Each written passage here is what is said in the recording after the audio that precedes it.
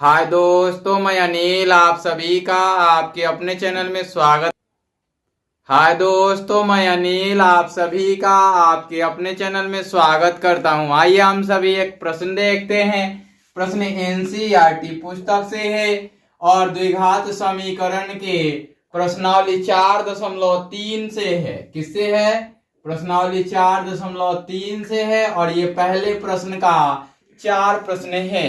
मैं आपको बताऊं कि मैं एक प्रश्न में पूरा विजन दूंगा, बाकी 3 प्रश्नों को आपको खुद से सॉल्व करना है और वीडियो जाते समय सभी प्रश्न के सॉल्यूशंस जाएंगे, है ना, ताकि आपको अगर पुनः देखना पड़े, दोबारा से समझना पड़े तो आप समझ पाए। और मैं दावे के साथ कहता हूं कि मैं ऐसा समझाऊंगा जो आपको बेहतर तरीके से समझ में आएगा। चलिए प्रश्न देखिए। कहता है कि यदि निम्नलिखित द्विघात समीकरणों क्यों लिखा है? चूंकि 4 समीकरण दिए गए हैं, एक से अधिक समीकरण लिखे गए हैं, इसलिए समीकरणों दिया गया है कि मूलों का अस्तित्व हो तो इन्हें पूर्ण वर्ग बनाने की विधि द्वारा ज्ञात कीजिए। किनको ज्ञात करना है? इनके मूलों का अस्तित्व हो तो मूलों को ज्ञात करना है आपको, है ना। अगर इनके मूलों का अस्तित्व होगा तो मूल ज्ञात कीजिएगा, है ना। कह रहा है कि पूर्ण वर्ग बनाने की विधि द्वारा ज्ञात कीजिए, तो यहां कंफ्यूज नहीं होना है। क्या ज्ञात करना है? मूल ज्ञात करना है। तो आइए मैं इसको समझाता हूं। पहले प्रश्न के लिए लिखता हूं हल या सॉल्यूशंस, फिर लिखता हूं गिवन अर्थात दिया गया है या दिया है, और यहां नंबर 1 डाल लेता हूं मैं। 1 में क्या दिया गया है? 2x² - 7x + 3 = 0। और क्या कहा है? मूलों का अस्तित्व हो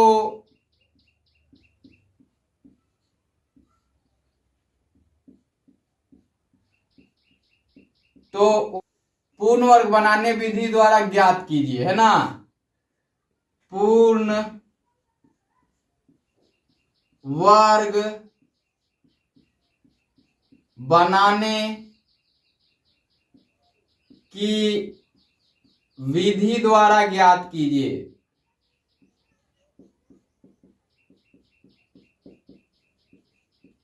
यही बोला है इसमें, है ना।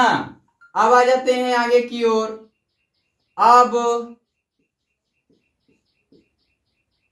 चूंकि 2x² - 7x + 3 = 0, यहां a = 2, b = -7, c = 3 है। देखिए चूंकि d = b² - 4ac, ये फॉर्मूला लगाइएगा। विविध कर क्यों लगाते हैं ये जानिए। मूलों का अस्तित्व कब कब होगा? जब d = 0 हो जाएगा, जब d ग्रेटर हो जाएगा 0 से, तो मूलों का अस्तित्व होगा। मूलों का अस्तित्व होगा। जब d लेस हो जाए 0 से, तो मूलों का अस्तित्व नहीं होगा। मूलों का अस्तित्व नहीं होगा, ये ध्यान रखना होगा आपको, है ना। अब आते हैं आगे की ओर। यहां d = b² - 4ac होता है, अर्थात कि विविधकर का फॉर्मूला लगाना है। या d = b का मान क्या दिया गया है? -7 का वर्ग, है ना। और क्या दिया गया है? 4, a का मान 2, और c का मान 3। अब देखिए या d इज इक्वल टू 49 हो जाएगा, 7 का वर्ग, माइनस माइनस प्लस हो जाएगा, और 4 दूना के 8 3 का 24, ये होगा, है ना।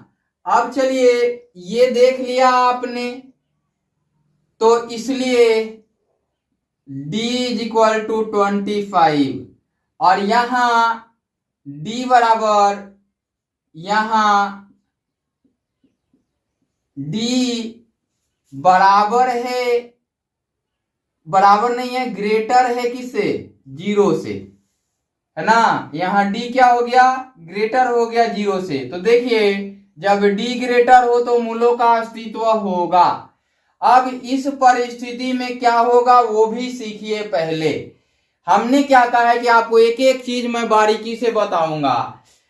ये ऐसा डायरेक्ट क्यों लिख दिया हमने ये भी मैं बताऊंगा।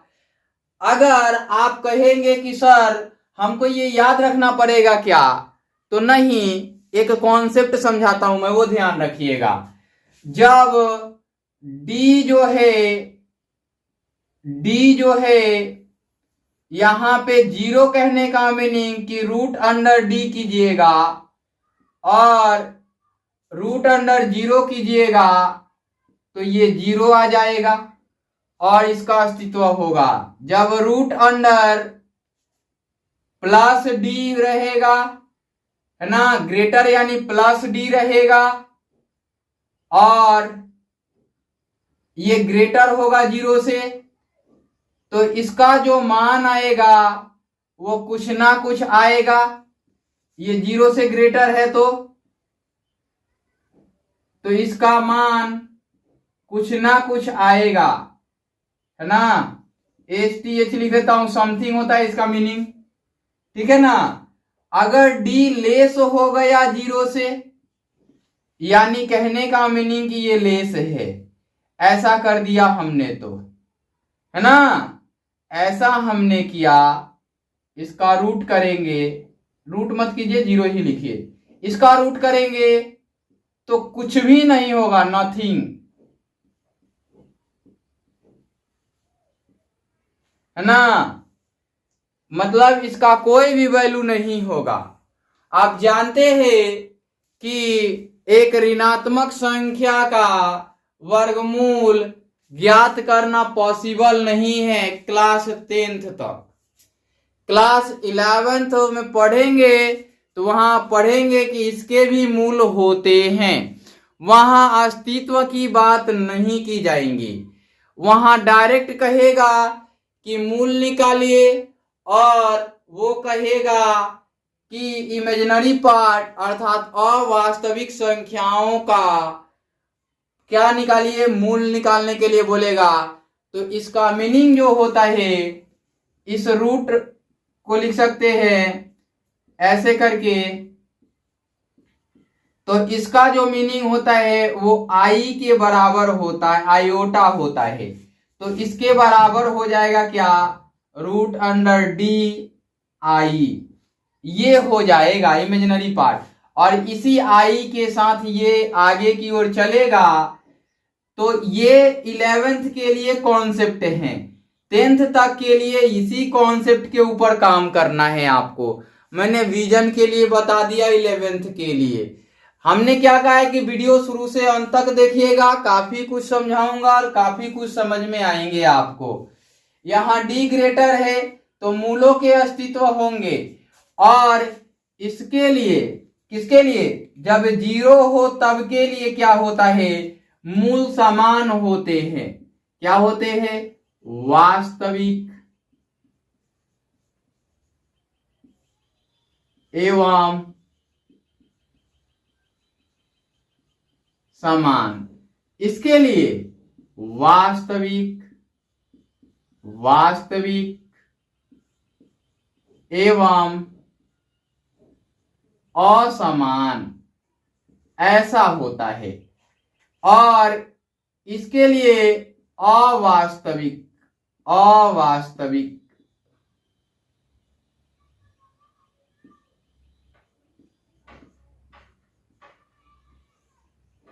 अवास्तविक,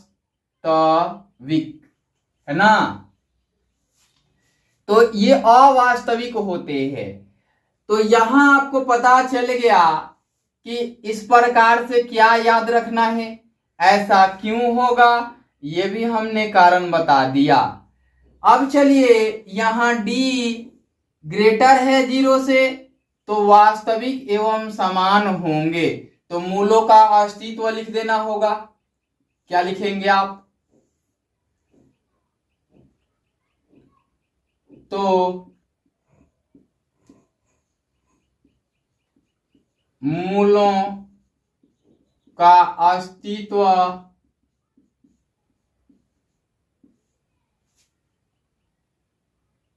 वास्तविक एवं समान होगा। प्रकार तो नहीं पूछा हुआ है,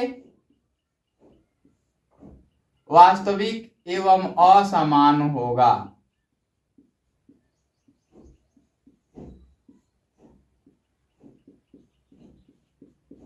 ये आपने लिख लिया।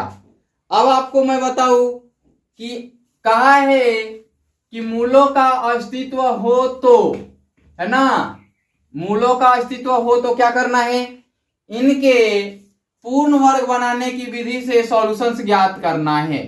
तो यहां लिखते हैं, फिर चूंकि 2x² - 7x + 3 = 0, यही इक्वेशंस दिया गया है। अब करना क्या होगा कि इसको ऐसे फॉर्मेट में लाना होगा, ax केवल x² plus bx plus c = 0, इस फॉर्मेट में लाना होगा। तो यहां पे तो कुछ ना कुछ दिया गया है, तो ये ax² plus bx plus c के फॉर्मेट का है। कुछ नहीं करना है, प्रत्येक पदों में a का भाग लगाना है, भाग लगाना है a का। यहां a का भाग कीजिएगा, है ना, तो क्या होगा, ax/a² होगा plus bx/a plus c/a 0/a, यानी प्रत्येक पदों में a का भाग दिया, यहां कट जाएगा तो ये मिलेगा x² plus b/ax plus c/a = 0। इसको पूर्ण वर्ग बनाने के लिए क्या करना होता है, तो क्या करते हैं, इसको गुणा करने के लिए देखिए x² करते हैं प्लस b/a करते हैं और x करते हैं प्लस b/2a का होल स्क्वायर करते हैं, ऐसे करते हैं। इसको 1/2 से मल्टीप्लाई करके इसका स्क्वायर करते हैं और प्लस c/, इधर जोड़ा तो इधर भी जोड़ना पड़ेगा, तो b/2a का होल स्क्वायर। ये पूर्ण वर्ग बनाने की विधि हो गई। अब हमने आपको ये चीजें बता दिया, तो अब इस पे काम करते हैं। हम क्या करते हैं, प्रत्येक पदों में 2 का भाग देते हैं, -7x 7/, यहां पे 2 हो जाएगा और x हो जाएगा प्लस 3/2 हो जाएगा या 0/2 हो जाएगा। यहां लिखेंगे क्योंकि प्रत्येक पदों में भाग 2, है ना, प्रत्येक पदों में क्या किया आपने, भाग 2 कर लिया। अब आगे की ओर आ जाते हैं। यहां तो ये कट जाएगा ना, 2 से 2, तो यहां मिलेगा x² - 7/2x प्लस 3/2 = 0। अब यहां क्या करना होगा, x² और -7/2x और यहाँ 3/2 और प्लस यहाँ 3/2 मत कीजिए, इसको हमने क्या कहा था कि 1/2, ये 7 और 2 और गुणे 1/2, इसका स्क्वायर करना है, तो ये हो जाएगा 7/4 का होल स्क्वायर, तो ये 7/4 का होल स्क्वायर प्लस 3/2 और बराबर 7/4 का होल स्क्वायर, यही होगा ना।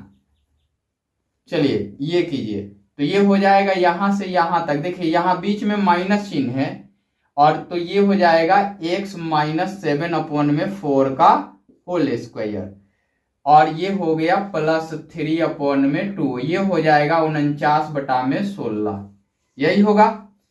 यहां पे ये क्यों हुआ ये देख लीजिए, यहाँ एक्स स्क्वायर था और -2 और a का मान क्या है, x है, और यहाँ b का मान क्या है, 7/4 है, और ये क्या है, +7/4 का होल स्क्वायर।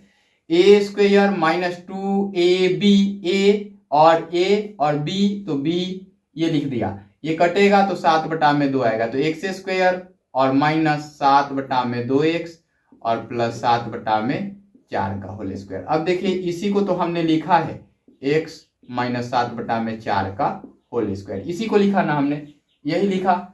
आगे आ जाइए, मैंने क्या कहा था कि एक प्रश्न में पूरा कॉन्सेप्ट मैं बता दूंगा, बाकी आगे आप बनाते रहेंगे। ये x -7/4 का होल स्क्वायर, और इधर माइनस प्लस में तो इधर आएगा तो -49/16 -3/2। यहां हम आ जाते हैं, या x -7/4 का होल स्क्वायर और बराबर ये हो जाएगा 8 3 के 24 और ये 49 माइनस का 24/16, ये हो जाएगा x -7/4 का होल स्क्वायर बराबर 25/16 हो जाएगा, यही होगा। अब ये इधर जाएगा तो प्लस माइनस होगा, या x -4/16, सॉरी 4/16 नहीं 7/4, और ये हो जाएगा ±√25/16।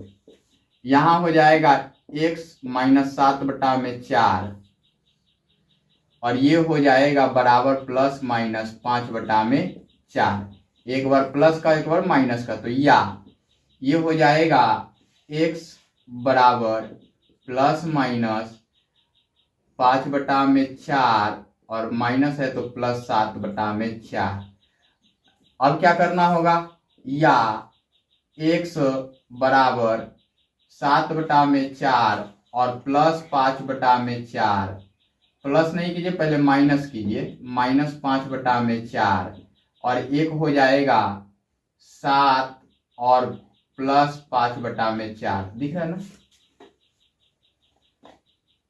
चलिए हम यहां से लिख देते हैं, ये x बराबर यहाँ एलसीएम 4 होगा, ये 7 - 5 हो जाएगा, और ये हो जाएगा यहाँ 4 है बटा में, ये भी 4 एलसीएम होगा, 7 + 5 हो जाएगा, या x बराबर क्या हो जाएगा, ये हो जाएगा 2/4 और ये हो जाएगा 12/4, ये कटेगा 2 दूना के 4, ये कटेगा 4 तिया 12, इसलिए x बराबर 1/2 और कॉमा हो जाएगा 3, और यही इसका उत्तर बनेगा, है ना। क्या बनेगा, यही इसका उत्तर बनेगा। उम्मीद करता हूं कि समझ आ गया होगा, है ना। अब मैं क्या करता हूं, इसको मिटाता हूं, जो जरूरत नहीं है उसी को मैं मिटाऊंगा, बाकी प्रश्न शुरू से अंत तक देखिएगा, प्रत्येक प्रश्नों को सॉल्व करके मैं डाल दे रहा हूं, ठीक है ना।